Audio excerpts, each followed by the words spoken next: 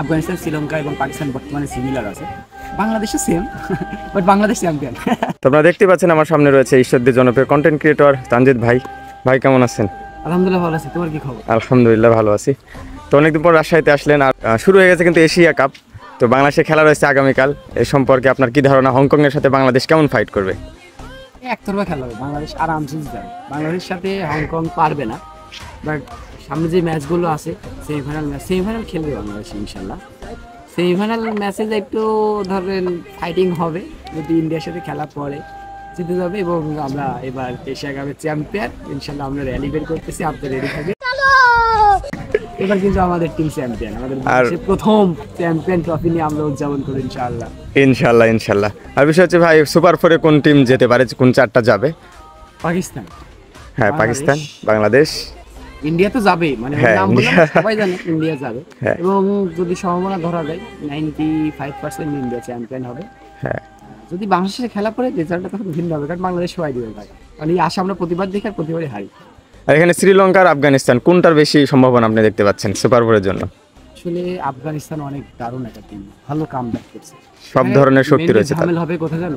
পাকিস্তান, আফগানিস্তান আর হলো শ্রীলঙ্কা নিয়ে। এই তিনটার মধ্যে ধরো পাকিস্তান তো আনপ্রেডিক্টেবল টিম, মানে কেউ কোনো টিমই কোনোদিন প্রেডিক্ট করতে পারে না যে পাকিস্তানের দ্বারা কি সম্ভব। তারপরেও যদি বলা যায় পাকিস্তানের যে ফর্ম চলতেছে, এটাতে মনে হয় না পাকিস্তান সুপার ফোরে যাবে। তারপরেও বড় টিম হিসাবে সে একটা জায়গা পাবে, একটা কনফিডেন্স আগেতেই পাবে। আর এশিয়ার টিম হিসাব করতে গেলে তার কিন্তু ট্রফিও আছে, তো সেই হিসাবে তাদের একটা কনফিডেন্স বেশি থাকবে, স্বাভাবিক। আর যেহেতু আফগানিস্তান কোনোদিন এই ট্রফি পায় না, তো তাদের অবশ্যই ফাইটিং করে যেতে হবে। বাট অ্যাজ এ টিম হিসাবে আফগানিস্তান, শ্রীলঙ্কা এবং পাকিস্তান বর্তমানে সিমিলার আছে, বাংলাদেশও সেম, বাট বাংলাদেশ চ্যাম্পিয়ন। তো পাকিস্তান টিম যে অবস্থা এখন হয়েছে অনেকটা নাজেহাল, এরকমটা হওয়ার কারণ কি আপনি মনে করেন? ভাই এটা একটা ভঙ্গুর তোমার একটা সিস্টেম, বাংলাদেশেরও সেম ছিল, তোমরা জানো যে বিসিবি কি একটা চলতেছিল, একটা সিন্ডিকেটের মধ্যে পড়ছে, অনেক ভালো ভালো প্লেয়ারও কিন্তু নাই।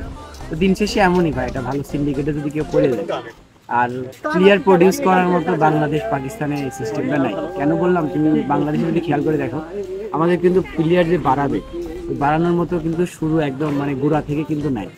আমরা সব কি যারা বাংলাদেশের কয়েকটা ক্লাব থেকে প্লেয়ার ট্রাই করি, এমনকি পাকিস্তান হচ্ছে, তো সেই জায়গা থেকে পাকিস্তান পিছিয়ে গেছে। ইনশাল্লাহ হয়তো ভাই ভাই তো মানে পাশাপাশি তো একসাথে একসময় ছিলাম, তো রক্তের সাথে তো কানেকশন আছে। বাট ওই দিকে আমি ইন্ডিয়াকে সেলিউট জানাই যে ইন্ডিয়া ক্রিকেটকে লালন করে সর্বোচ্চ, সেই জায়গা থেকে ইন্ডিয়া অনেক আগাই গেছে। এবং ইন্ডিয়া যে টিম আগামীতে দেখা যাবে সে বিশ্বকাপও নিচ্ছে, অলরেডি তো টি-20 ওয়ার্ল্ড কাপ পাইছে, এবার 2025 সালে যে ওয়ার্ল্ড কাপটা হবে সেটা পাবে। তো অনেক ধন্যবাদ ভাইয়া, ভালো লাগলো আপনাকে, অনেক ধন্যবাদ। ভাই তোমার কি অবস্থা? আচ্ছা, তুমি তো আমাকে অনেক কিছু জিগাইলা তাই না? তোমার কি মনে হয় এবারকার মানে এই এশিয়া কাপে কোন টিম বেশি জেতার সম্ভাবনা আছে? আর জেতার সম্ভাবনা অবভিয়াসলি এশিয়া কাপ মানে ইন্ডিয়ার রাজত্ব, মানে এশিয়া কাপে ইন্ডিয়ার মতো যেগুলো এশিয়ার যে কয়েকটা দেশ রয়েছে, 8টা মনে হয়, আর গ্রুপ 2টা রয়েছে এ আর বি, বিতে মনে হয় ইন্ডিয়া রয়েছে, বিতে ইন্ডিয়া রয়েছে, এর মধ্যে এ বি দুটাদের মধ্যে ইন্ডিয়া বেশি শক্তিশালী। ইন্ডিয়া মাস্ট বি ফাইনালে যাবে, আর ফাইনালে গেলে চ্যাম্পিয়ন ইন্ডিয়াই হবে। বাংলাদেশের সম্ভাবনা ফাইনাল খেলে ভালো লাগবে। দেশ হিসাবে এটা তো চাইবই, দেশ হিসাবে তো আমি চাইবো সবসময় বাংলাদেশ ট্রফি জিতুক। সমস্যা নাই ভাই, দুই ভাই হাত মিলে হতাশা আমাদের সামনে আসতেছে, আশা আসবে না, চেষ্টা করবো জয়ের জন্য।